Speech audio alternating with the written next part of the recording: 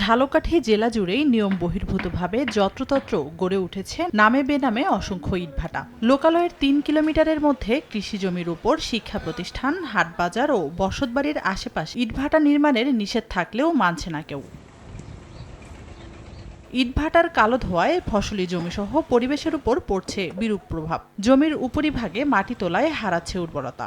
স্তূপ ফেলে ফেলে তারা জমাট বাঁধানোর ফলে পানির যে চাপটা এপারে এসে পড়তেছে, এই কারণে এপার ভেঙে যাচ্ছে।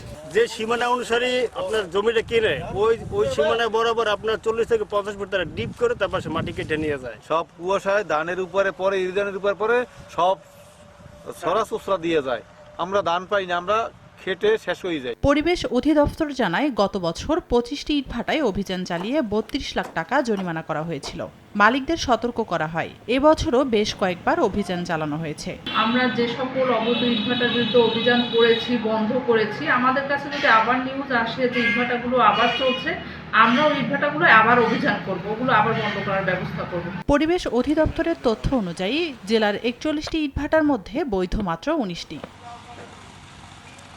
সময় সংবাদ, ঝালকাঠি।